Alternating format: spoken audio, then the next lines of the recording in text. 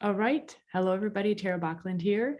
And today we have another episode of Herbs in Spanglish. And I'm here with my colega, Alberto Carbo. Wait, Alberto Carbo. I have to really be sure to get my accent as clear as I can. When you're switching back and forth, it's easy to get lazy. So hello. Good to see you again. Hola a todos. Hi, everyone. Nice to see you. Gracias por estar acá. La última vez yo erré en el canal que yo estaba usando, entonces yo voy a mirar rápidamente. I'm just going to look real quick because the last time I broadcasted to the wrong channel, and I want to make sure that we're broadcasting to the correct channel here. So let's see. Why don't you get us started, Alberto? Would you mind? Vamos a empezar con este episodio para me ayudar. Claro. Hoy les tenemos una hierba muy especial, muy común, que tiene muchos usos. Se llama Caléndula y se encuentra por muchas partes del mundo. Es originaria de Europa, entonces viene de allá, pero crece, como dije, en muchos lugares. Today we have a very special herb, very useful in many ways. And quite abundant all over the world. It is originated in Europe. However, it's been naturalized well in many different places. And of course, the herb is Calendula. What I love about this herb, especially this time of the year, it's spring. Ahora es primavera aquí en América del Norte. And lo que me encanta más es que esta flor parece como el sol. This flower looks like the sun. And so all of these slides are just brilliant. And so this is like the perfect timing for this. Yeah, absolutely. And it's not... yeah, I guess we can say the disclaimer first before we keep going. But as always, esto no es consejo médico, son historias y anécdotas basadas en tradición y experiencias personales.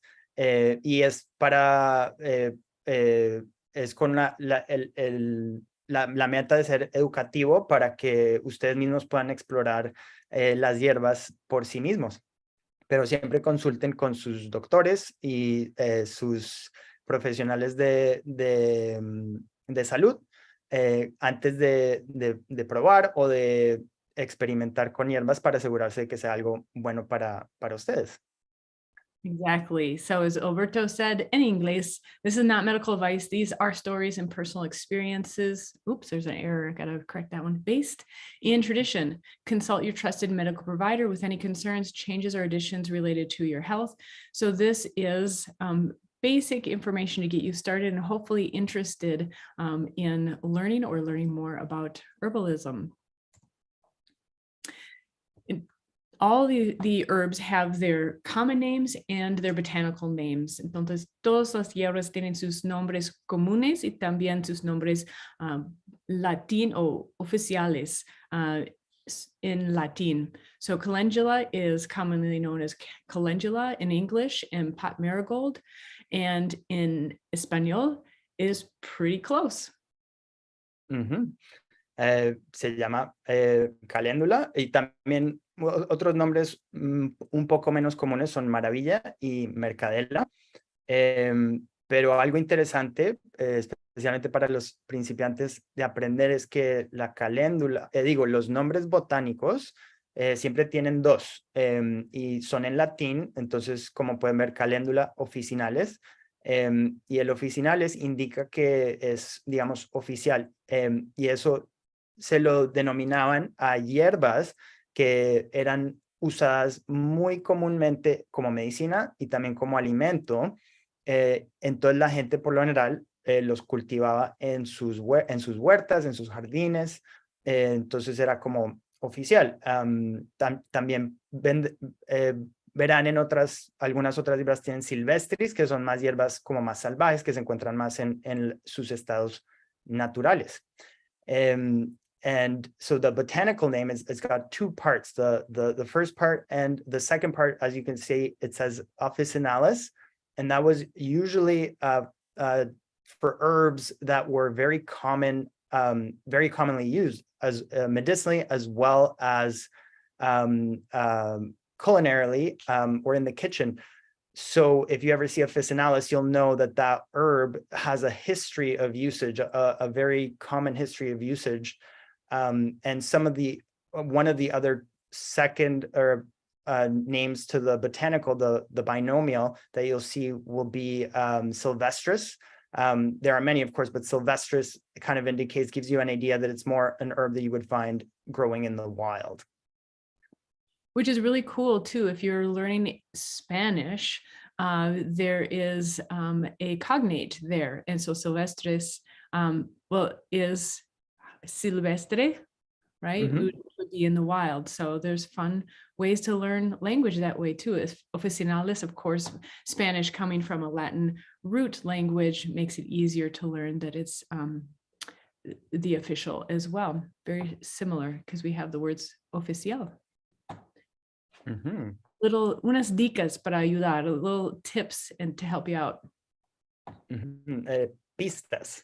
Pistas, okay. I hope I didn't say something really funny. No. ¿Eso es portugués, tal vez? Sí, dicas son en portugués.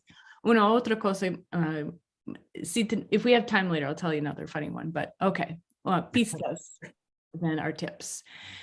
So the parts that we use of calendula are the flower, the beautiful flower. And entonces, el parte de uso de calendula es la flor. Mm-hmm. Y la flor, como pueden ver, es hermosa, es naranja, también puede ser un poco más amarillenta, con una base verde, verde oscura. The flower is orange, sometimes it can be yellow, and the base is green, like a dark green. Really beautiful.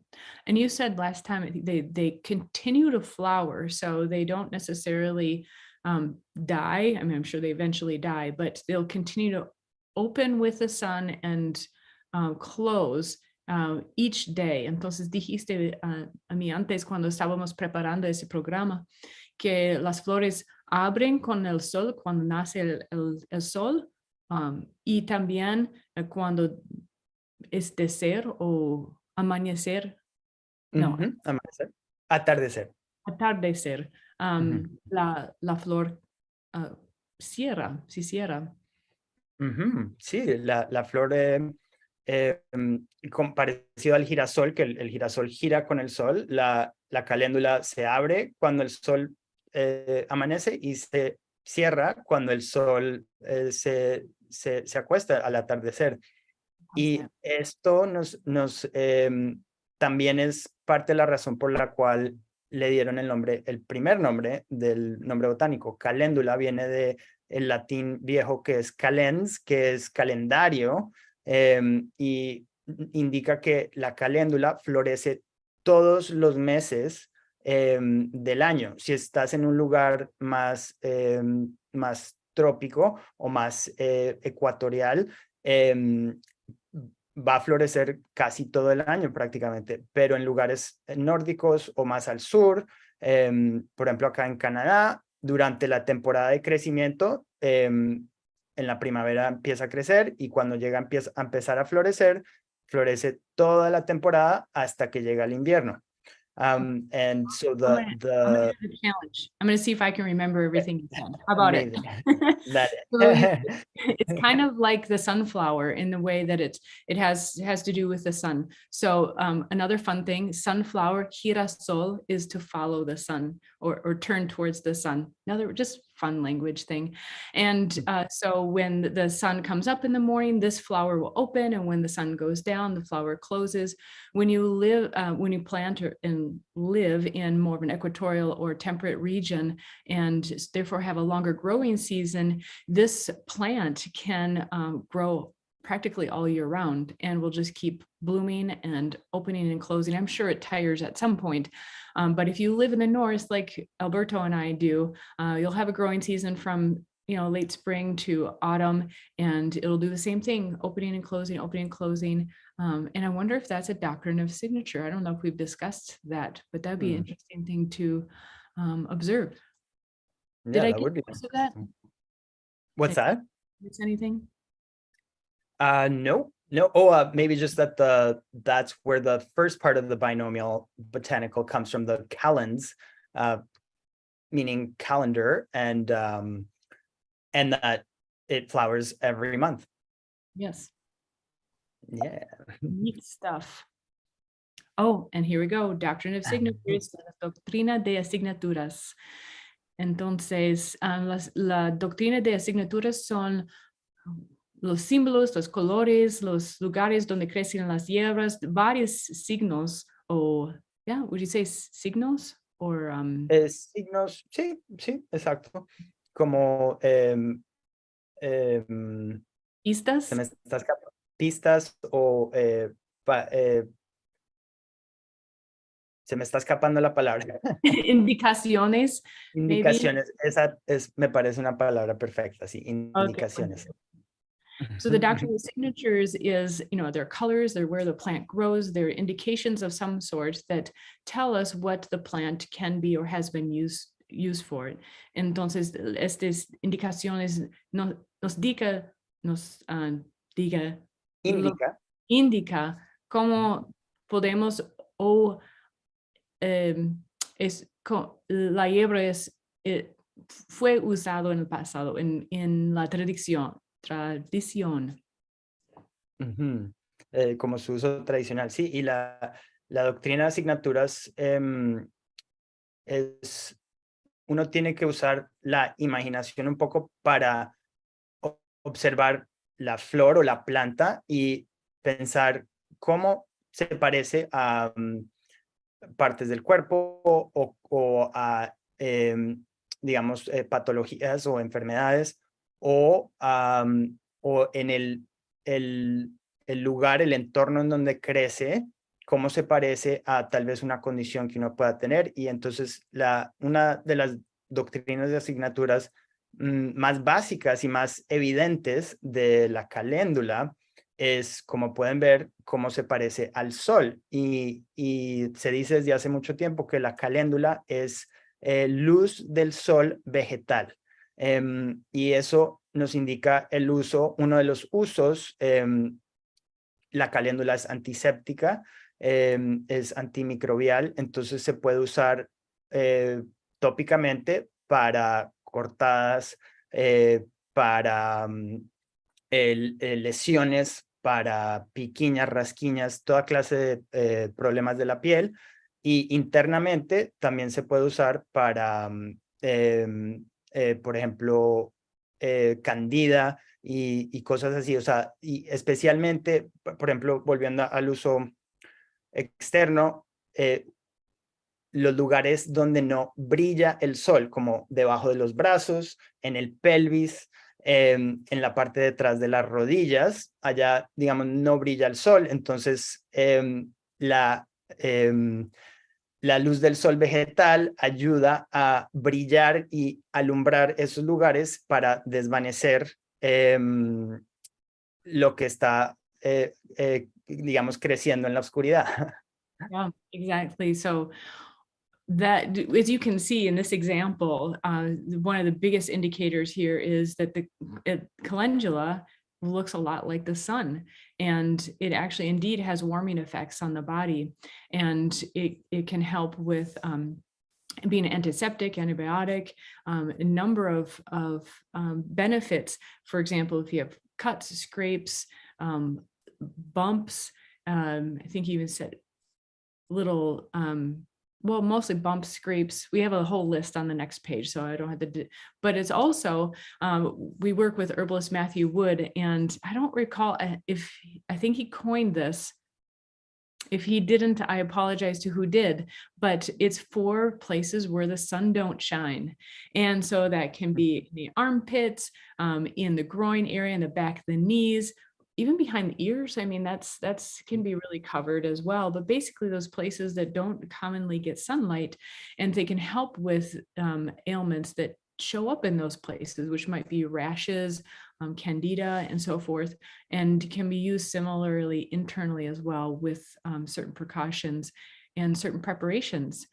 So that is just one of the doctrine of signatures. Es solamente una de las doctrinas de asignaturas, y probablemente hay muchas más. It probably has many, many more. We have a class at the Matthew Wood Institute of Herbalism that covers a new herb each month, and you can explore that in English for free each month at the Matthew Wood Institute of Herbalism. Entonces, tenemos una clase cada mes de la doctrina de asignaturas y la maestra, se llama Lee, y ella enseña de una hierba cada mes, una hierba diferente cada mes. Esta clase es en inglés, pero si quieres tratar de aprender en inglés también, esta clase es allá en matthewwoodinstituteofherbalism.com. So in English, of course, you'll be able to enjoy that class, matthewwoodinstituteofherbalism.com, and many more there as well. Because there's so much to explore in the doctrine of signatures. It's not just one thing. Mm-hmm. Anything else before we continue? No, I think that's it. Creo que podemos continuar. Okay, bueno. On various usos tradicionales, there are many traditional uses for calendula. I'll just give an overview, and how about you share? I think you've used calendula more. I've just used it mixed in a few things, but I think you probably have more experience of the actual herb itself. Entonces yo voy a dar una, how would you say, overview sobre un resumen, ¿puedes decir? Y Alberto, yo creo que es usado más la caléndula y va a explicar más. It stimulates the lymphatic system, estimula el sistema linfático, improves the equality of mucous membranes. This is also a test for me, by the way. Es una prueba para mí, el inglés y español al lado. Mejora la calidad de las membranas mucosas. For internal use, it is a demulcent, and external use is an emollient, which Alberto will explain more about. Esta hierba tiene usos internos, es un demulcente, y también usos externos, es emoliente, que Alberto va a explicar más. And it's antiviral, antibacterial, antiseptic, inflammatory modulator. También es antiviral, antibacterial, antiséptico, regulador de inflamación. Okay, and now Alberto will share what that means. Entonces, la caléndula tiene mucho mucilaje, que es una sustancia como babosa, resbalosa, espesa. Y esto lo puedes observar cuando haces un té de caléndula. Vas a sentir que es como que tiene como un poco de sustancia babosa, y eso es muy parecido en consistencia a las mucosas de las membranas mucosas del cuerpo, que están, claro, en el sistema digestivo, en los pulmones, en la boca, y en otros lugares también.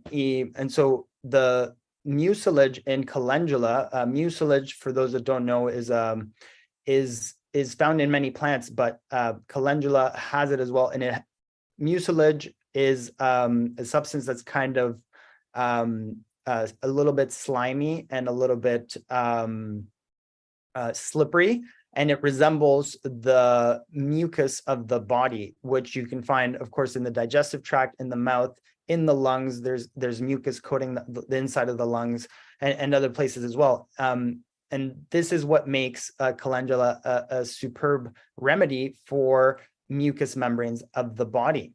Y eso es lo que hace que la caléndula es un remedio fantástico para las membranas mucosas del cuerpo.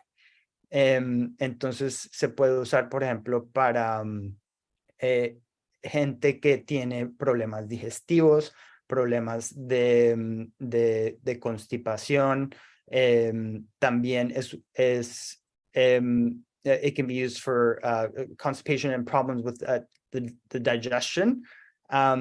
Y además, la caléndula es linfática, entonces estimula el sistema linfático. The calendula also stimulates the lymphatic system, and for those people who are perhaps beginners and aren't exactly sure what the lymphatic system is, the lymphatic system is a series of tubular structures throughout the body, kind of like the veins, that bring fluid, the fluid that is in between every single one of our cells. That's called the extracellular matrix, and Matthew Wood talks about this at length at the Institute, at the Matthew Wood Institute of Herbalism, but also he wrote a whole book on the extracellular matrix, which is fantastic. I highly recommend it. These tubular structures bring the fluid, drain it from all parts of the body, and then bring it back to the heart, where it mixes back in with the blood. And then after the blood is pumped throughout the body, the fluid from the blood, from the solids, is separated again. And that fluid is what goes into the extracellular matrix, bringing, of course, nutrients, oxygen, and everything else that we need, that our cells need to be healthy. Entonces, el sistema linfático para los principiantes, la gente que tal vez no está, no sabe qué es un sistema en el cuerpo de unas estructuras tubulares que están por todo el cuerpo, parecidas a las venas. Y estas estructuras traen los líquidos que se encuentran en la matriz extracelular. La matriz extracelular es el líquido en el cual flotan todas nuestras células, y está por todo el cuerpo, y se considera un solo sistema. Matthew Wood habla mucho acerca de la matriz extracelular en el Instituto de Herborismo de Matthew Wood, pero también escribió un libro entero sobre la matriz extracelular, y es muy interesante y lo recomiendo 100%. Pero entonces estas estructuras tubulares drenan este líquido que está en la matriz extracelular y lo traen otra vez hasta el corazón, donde se mezcla otra vez con la sangre. Después la sangre se bombea a través del corazón a todas las partes del cuerpo, trayendo nutrientes y todos los componentes que las células necesitan para nutrirse. Y después de recibir la nutrición, este líquido tiene que regresar y volverse a mezclar con las partes más sólidas que se mantienen en el sistema, en las arterias y en las venas. Y entonces el sistema linfático trae todo eso, y pues la caléndula, al estimular el sistema linfático, ayuda a drenar todo ese líquido y a estimularlo, porque el sistema linfático no tiene una bomba o un mecanismo de bombeo como lo tiene el cardiovascular, que es el corazón. So the difference between the cardiovascular and the lymphatic system is that the cardiovascular system has a pump, meaning being the heart, that pumps the blood throughout the body, but the lymphatic system does not have a pump, and it relies on compression from the muscles, from activity and movement to move the lymph. El sistema linfático depende del movimiento de los músculos, de la compresión de los músculos sobre esas estructuras tubulares para mover el líquido linfático. Y hay veces puede pasar que el líquido no se mueve, y eso es un buen ejemplo del cual la gente puede probablemente entender, es la edema. Cuando uno tiene hinchazón en los pies, especialmente es más común, y en las piernas, hay veces en los brazos, más comúnmente en los pies. And so for people who are trying to get an idea of something that could go wrong with the lymphatic system, edema is a great example. And that's when you have swelling in the most commonly in the feet, in the lower legs. And that's just fluid buildup that's not being drained by the lymphatic system back through the system. Entonces la caléndula estimula el sistema linfático y ayuda a mover todo ese líquido. The calendula stimulates the lymphatic system and it helps to move this fluid. Y pues interesantemente, al ser antiviral, antibacterial, antiséptico, inflamatorio y regulador inflamatorio, ayuda a a quitar infección del cuerpo, porque cuando el líquido no se está moviendo, crea un entorno donde la infección puede surgir. And so the calendula, being antiviral, antibacterial, and antiseptic, helps so that to move infection out of the body. And so when there's stagnation in the lymphatic system, it can lead to, as you can imagine with liquid that's not moving, there's bacteria, there's toxins building in that space.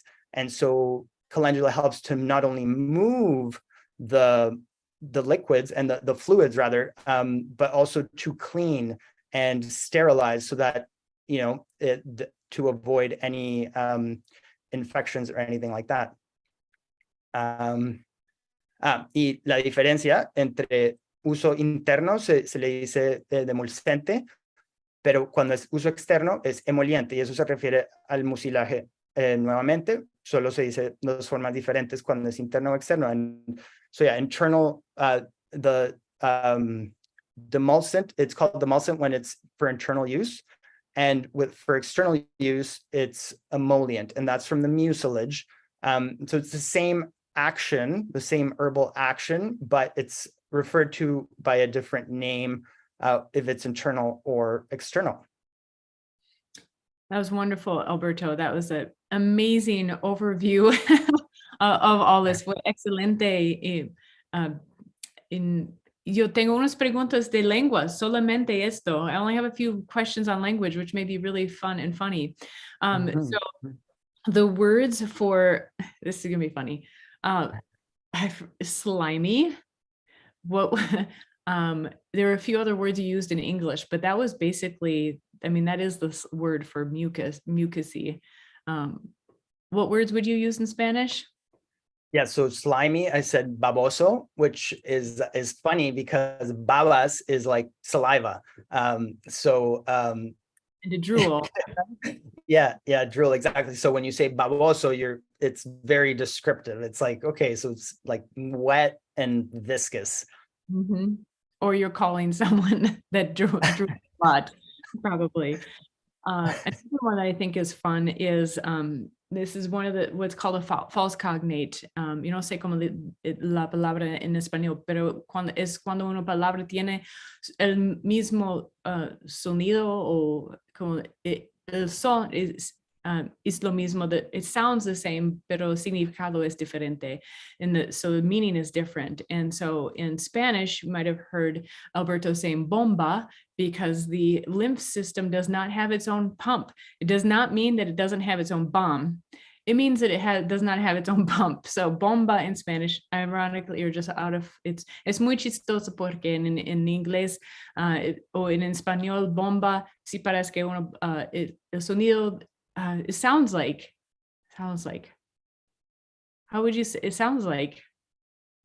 Sorry, I missed. How do you say bombas? Yeah, how would you say it?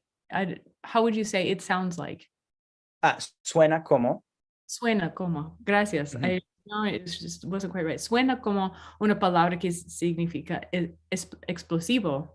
Explosivo, sí.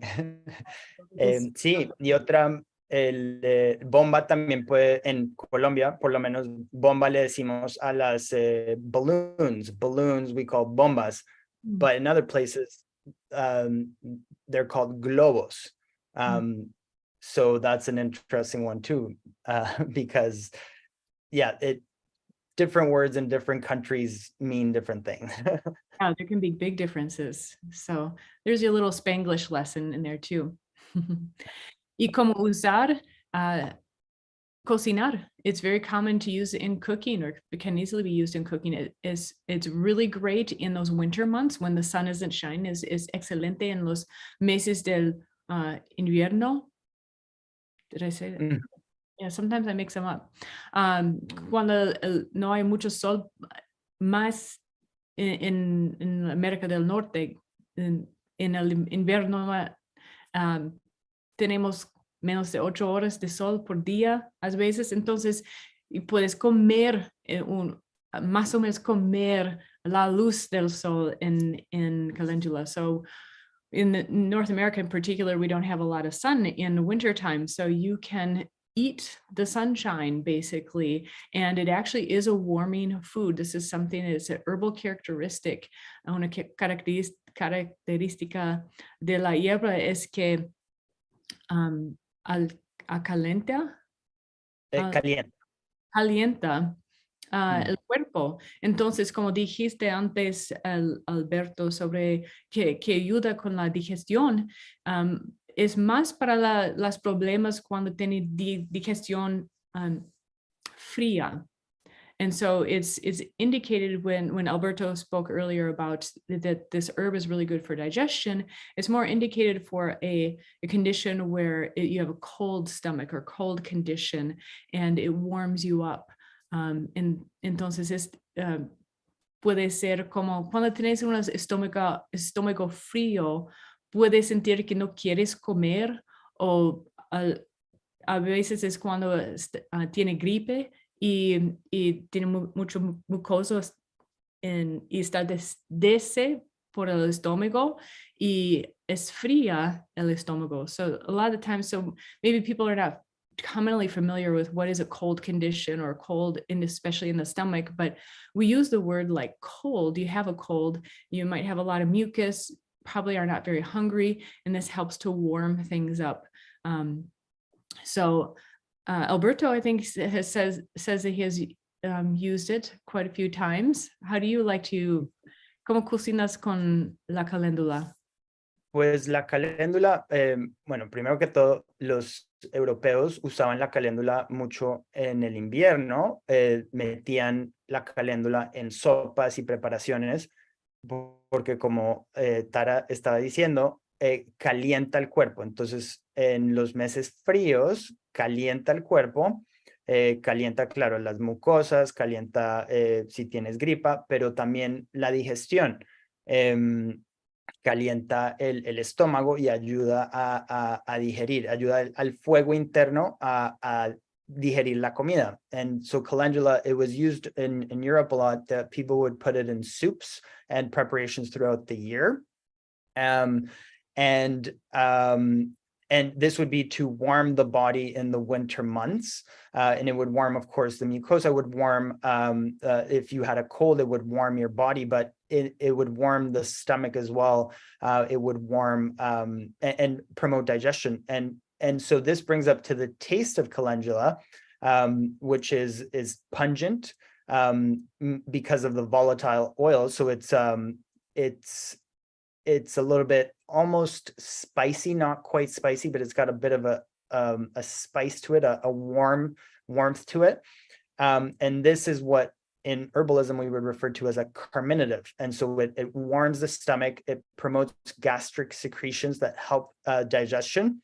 Entonces esto nos trae al sabor de la caléndula. La caléndula es un poco calienta y es un poco no picante, pero como que tiene una sustancia que es un poco que casi pica, y esto es de los aceites volátiles que están en la caléndula, y esto se conoce como carminativo en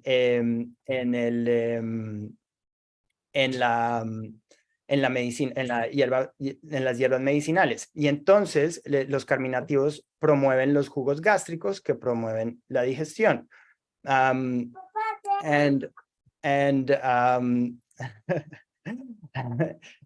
No sé si escucharon a mi hijo. That was my son who's saying te amo, which is awesome. My son said, he's yelling I love you through the door. So entonces la caléndula, bueno, ese es el primer sabor. También es dulce, los pétalos son dulces, y la base, la parte verde de la flor es verde, es amarga. So the petals of the calendula are sweet as well, and the base, the green part of the calendula, is bitter. And bitter is also stimulating to the digestive system to help by stimulating through the vagus nerve to the digestive system, to especially release bile and other digestive secretions. Entonces el sabor amargo promueve la digestión por otro camino, el nervio vago, y promueve los jugos gástricos, especialmente que provienen del hígado. Y el sabor dulce que está en los pétalos es de donde está el mucilaje. So the sweet flavor that you can find in the petals is where the mucilage comes from. And so you have a complex, even though in one plant you have all these flavors that do all these different things. En una planta tienes varios sabores y todos ayudan a hacer algo diferente con el fin de calentar la digestión. Entonces, por ejemplo, una digestión fría es cuando, por ejemplo, alguien no digiere la comida bien. Uno come y entonces pueden sentir tal vez eruptaciones, gas, también se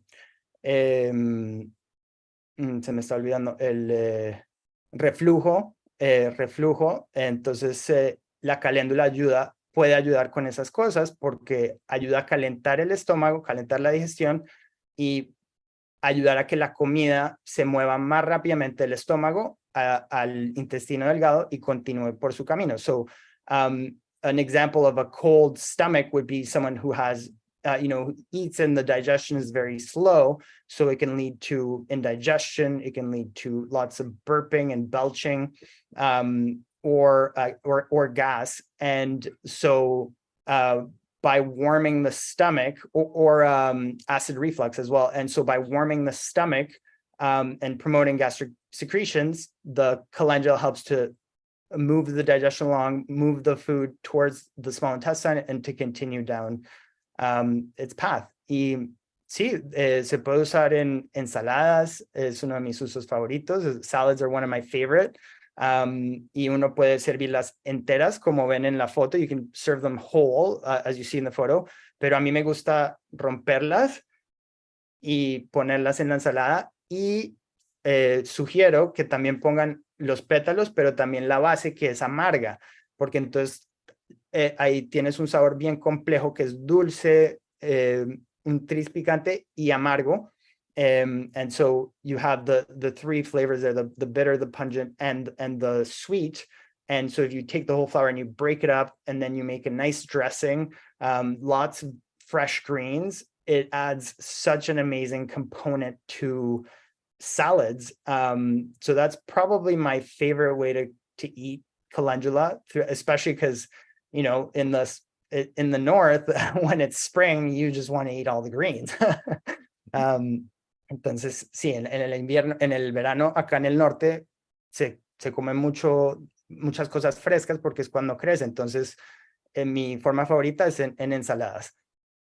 Excelente. Wow, this I can imagine a recipe coming out of this. Yo imagino una receta de todo esto. Alberto tiene muchas recetas en el sitio Matthew Wood Institute of Herbalism. You got to check out Alberto's recipes at the Matthew Wood Institute of Herbalism. Your mouth will just water. Babar. You will drool just from reading them. Vas a babar solamente de leer las recetas de Alberto en el sitio. So, wow, that is just complete. Esta hierba es completa. Let's do some words out of this. Okay. So sabores, how about flavors? We have dulce, which is sweet. We have amarga, which is bitter. We have, this is a new one to me, which I found really interesting, pungent, which even in English, muchas personas en inglés también no conocen muy bien esta palabra pungent. Cuando miré en el diccionario es picante. And I know that word in Spanish is weird, but it is like you described it, it's a little bit spicy, but it's not like hot spicy. And so that actually helped clarify for me in English, clarificó para mí en inglés mismo la traducción de pungent en español, porque yo conozco la palabra muy bien, mejor en español, la verdad es esto. So that was a fun one.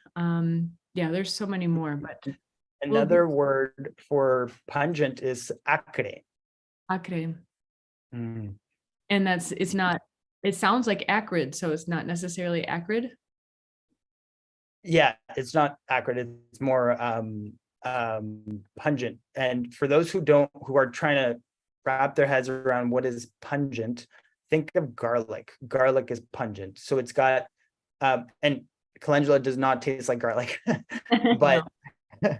that sensation when you eat garlic that is like a little bit spicy, but garlic is not cayenne. It's not going to burn your mouth, but it's got that stimulating, tingly sensation that kind of makes your mouth burn a little bit, but it's mild.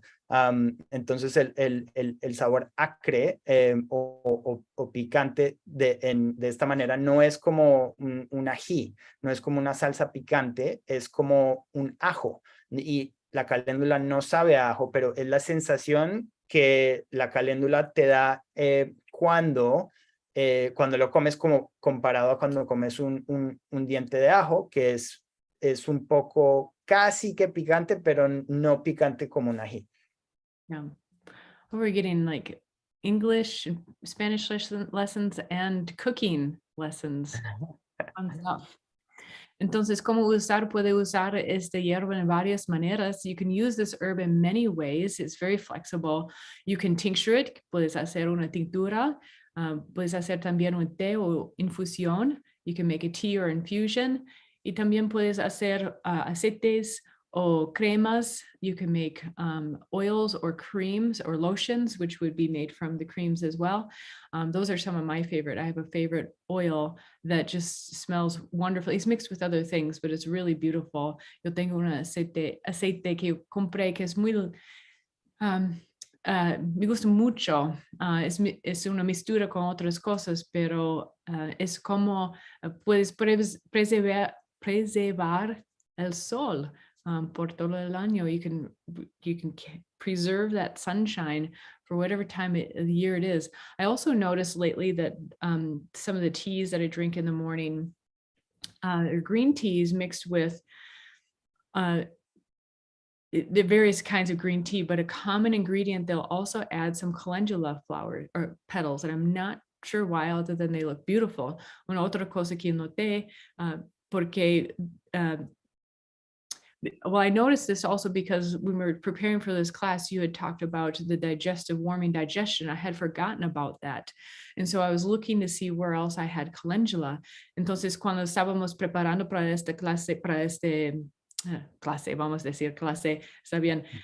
Yo noté, bueno, yo necesito ese tipo de ayuda de digestión. Entonces yo buscaba calendula en ¿dónde estaba calendula? En mi casa. Y mi té que yo tomo casi todas las mañanas es un té verde y tiene, dijiste que son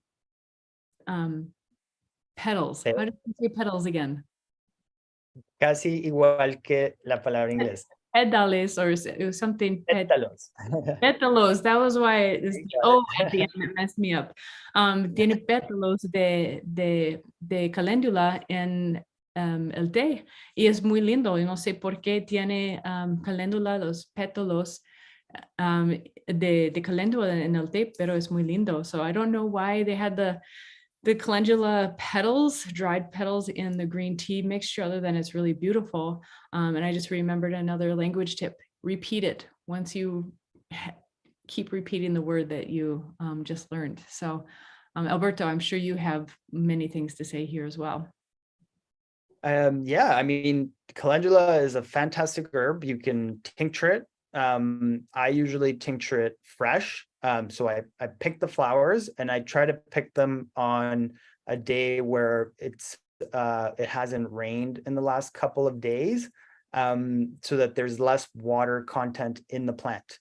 And then I let the flowers wilt for 1 day usually, and then I tincture them. And the tincture, it's great. It's especially if you do a low alcohol, it's really good for stimulating the immune system. And as you know, it's antiviral, antimicrobial. And so it's great for those winter months when you feel a bit of a cold coming on, you feel the sniffles, you start feeling a bit of a sore throat. It's a great tincture to use.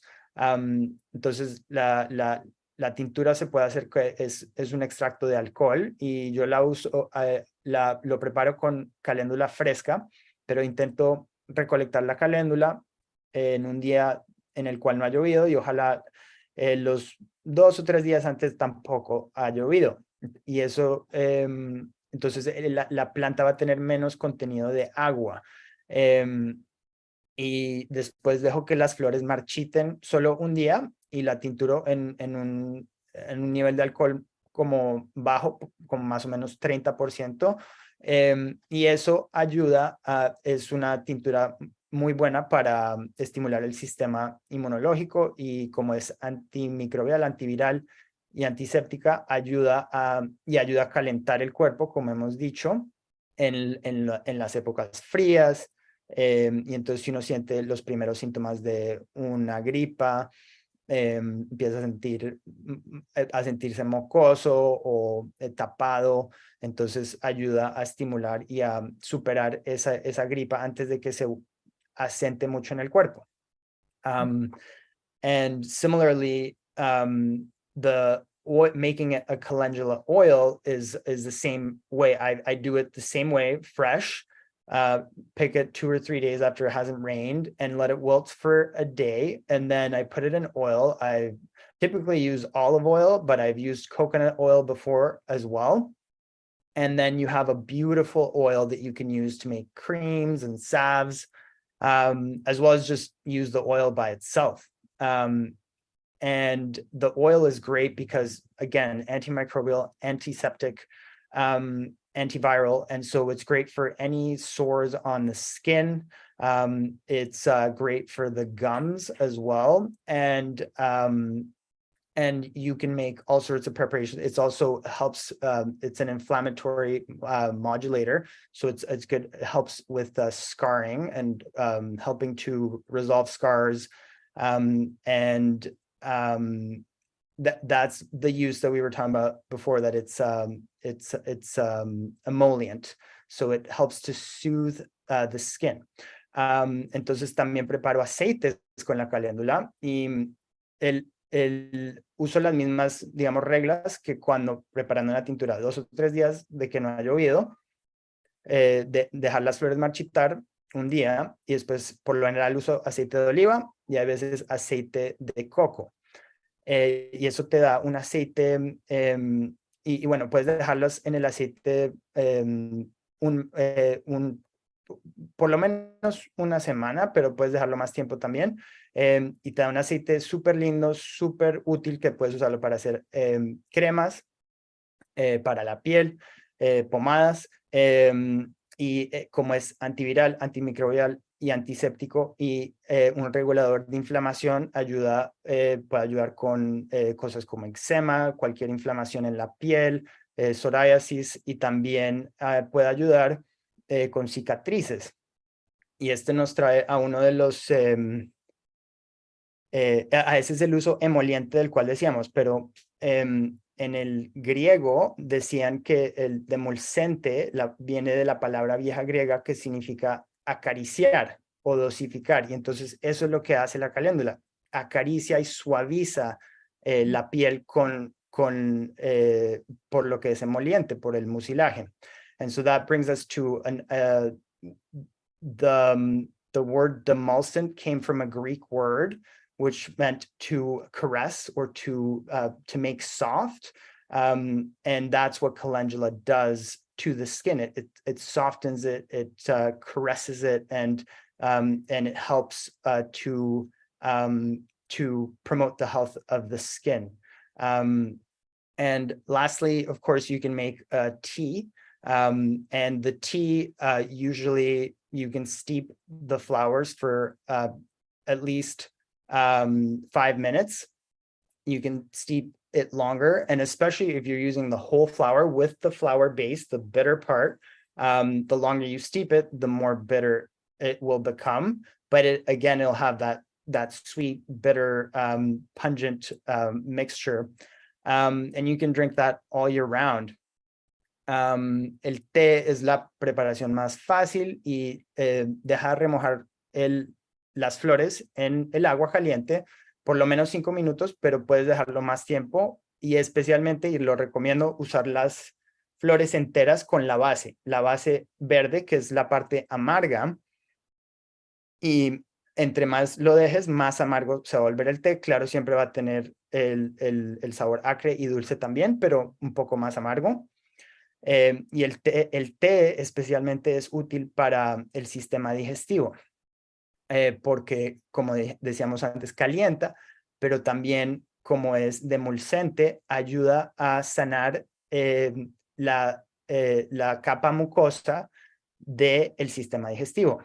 And the tea is especially good for the digestive system because, as we were saying, it's warming and stimulates digestion and everything we said before, but it is also very adept at promoting the health of the mucous membrane in the digestive tract. And the mucous membrane is extremely important because that is where all of the bacteria that we call the microbiome lives. They live in the mucous membrane. So if you don't have a healthy mucous membrane, you're not going to have a good microbiome, and that's going to affect your digestion. That's going to affect your absorption of minerals and nutrients. And it's going to make it harder for your digestive system to process food, which can lead to, of course, all sorts of complications. But particularly, it is good with indigestion and with constipation, in helping to stimulate the stomach and help to coat the mucous membrane. Entonces, en la mucosidad del sistema digestivo es extremadamente importante porque ahí es donde viven las bacterias que llamamos el microbioma. Y esas bacterias son supremamente importantes porque ayudan al cuerpo a digerir la comida, y si uno no tiene un microbioma sano, va a tener problemas de digestión, problemas de absorción, y va a ser más difícil absorber todos los nutrientes. Y entonces el té específicamente es muy bueno para esto. Pero también, última cosa, el té se puede usar externamente, y se puede usar como un baño, por ejemplo. Lo he usado para mis hijos, por ejemplo, cuando han tenido piquiñas o rasquiñas, y lo he usado con gente que tiene eczema, niños y adultos, y ayuda mucho en combinación con otras hierbas también, pero la caléndula es una de las más importantes, me parece, y ayuda a sanar la piel. Y lo he usado con éxito para eczema, psoriasis y cosas así. And so the other thing that you can do with the infusion is that you can use it as a bath or a soak. So you can bathe the affected body part in it. I've used it with kids. I've used it with adults quite successfully, with other herbs as well. Not the only one, but calendula is one of, in my opinion, the most important ones in the formulas.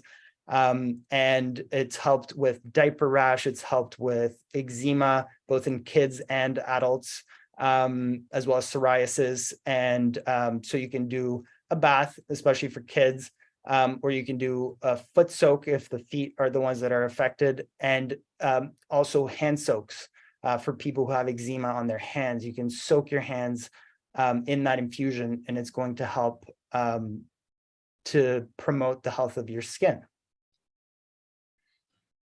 Wow, es increíble lo tanto que puedes hacer con la caléndula. It's really incredible what all that you can do just with this one flower. So definitely it's one to have in the garden.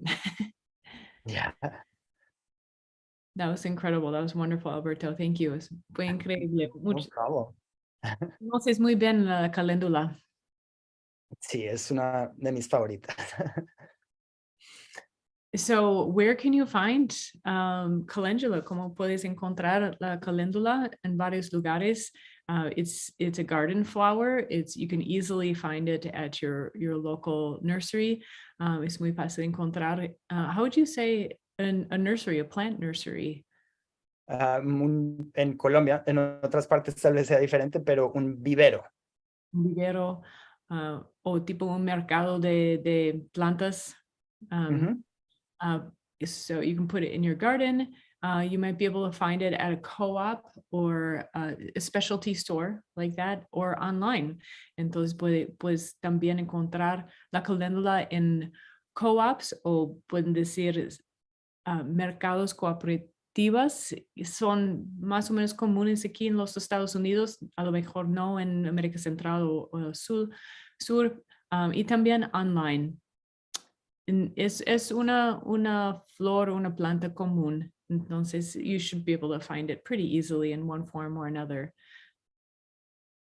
Anything else? Es muy fácil encontrar, ¿no crees? Sí, total. Y si lo compran en línea, compren pues las semillas y asegúrense que sea Calendula officinalis, porque hay otras caléndulas y la officinalis es la medicinal. So make sure that if you're buying online, oh, sorry. Oh, go ahead. Yeah, Sorry. if you're buying online, you're probably getting the seeds, and just make sure that it says Calendula officinalis. There are other varieties, but the official or the medicinal one is the Calendula officinalis. Good tip, yeah. And it's generally safe. We always recommend that you check with your trusted medical provider. Avoid using if pregnant. El uso general es sano y salvo. Siempre asegúrate de hablar con tu doctor antes de usar plantas medicinales. Evitar uso durante el embarazo. There are uses, like I said, there's many uses for this plant. It's generally safe. But always use caution.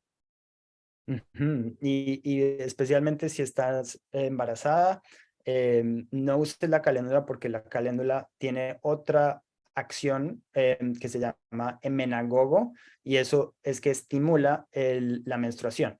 Entonces, evítala. Si uso externo probablemente estaría bien, pero no interno. So yeah, one of the other herbal actions of calendula is emmenagogue, which we will not talk about today, but emmenagogue means it promotes menstruation. So if you're pregnant, don't use calendula. You could probably use it topically, safely, for sure, but not internally. But definitely, if you're wondering if you're at all doubtful, consult your doctor. Entonces, si tienes una duda, cualquier duda, habla con su doctor. And there's so much in the history. We'll have to send out. I think we mentioned a few things, but obviously on muchos usos y cosas históricas de la caléndula. There are many folk uses, usos campestres, como el Alberto dijo un poquito de esto. Los europeos solían añadir. What is solían? Estaban acostumbrados, or they were accustomed to, or they would. Yeah, okay. They would. Thank you. That was new. So solían añadir sopas durante meses fríos. Like you said before, Europeans would add it to soups and food during the winter months. And we've covered a lot regarding the skin, or piel. La caléndula, there's the accent is in the wrong spot. Calendula es un ingrediente común en productos para la piel. The calendula is a common ingredient in skincare products. As you can imagine, there's so many things that Alberto covered, from scrapes, scratches, bumps, rashes, eczema, just so many things. You can see why we highlighted that it's the use for the skin. And then continuing on that note, cat scratches. This is something that hasn't been mentioned yet, but it's definitely worth mentioning. Or añada de gato. La calendula Es un remedio específico para las uñadas de gato. Calendula is specific to help with cat scratches. And it's pretty fascinating, but it goes along with what you were saying before about, you did say scrapes and inflammation. Dijiste antes de las raspadas. Raspadas o raspones. Raspadas o raspones. Y inflamación. Entonces, una uñada de gato es los dos. ¿Sí? Ajá. Sí, no se puede recomendar suficiente la caléndula para el uso de la piel. You can't recommend calendula enough for topical use. It's amazing. Okay. Well, we will be here usually each week with a new herb. And entonces, para aprender más, si siéntete mejor naturalmente, síguenos, follow us, please, at Tara Bachland YouTube page, and just search the hashtag herbs in Spanglish, and you'll find a bunch of stuff there. I was going to ask for a word, I forgot, but it already went out of my brain. What would you like to say here at the pues gracias por sintonizarse a Herbs in Spanglish, y claro, búsquenos en YouTube, y si quieren escuchar sobre alguna hierba en específica, déjenos saber en los comentarios. Thank you for joining us in Herbs in Spanglish. You can find us on YouTube, and let us know if you are wanting to learn about a specific herb. Let us know in the comments, and we'll try and do a class on that one. Perfecto. I remember I was going to ask hashtag herbs in Spanish. How do you say, is it hashtag in Spanish too? Sí, yeah, porque it's modern, es un modernismo, entonces hashtag. Bueno, es más fácil así también. Muchas gracias a todos, a Alberto por ayudarme, para ayudarnos también con tanta información sobre la caléndula. Thank you all. Thank you, Alberto, not only with help in the language, but what an abundance of knowledge in calendula. It's just blew my mind, and about the body as well. Lots of good stuff in this one. Muchas gracias a ti también, Alberto. Gracias a ti. Y para corregir o elaborar, se dice numeral, pero eso es esa no es la palabra moderna. You would say numeral for hashtag, but that's not the modern use of the word. That's just like what the symbol was originally called. Great. We end on a language note that we would also say pound, but there's another pound. I don't know why in English it was also a pound on the telephone. En este teléfono, right, años atrás el hashtag era pound. Entonces when it came to be a hashtag, I was like, it was such a mind shift. So yeah, anyway. totally. On that note, thank you, everybody. Yes, like Alberto said, let us know in the comments your herbs that you'd like to learn about as well. We love hearing from you. Take care, everybody. Adios. Bye-bye. Cuídense. Gracias.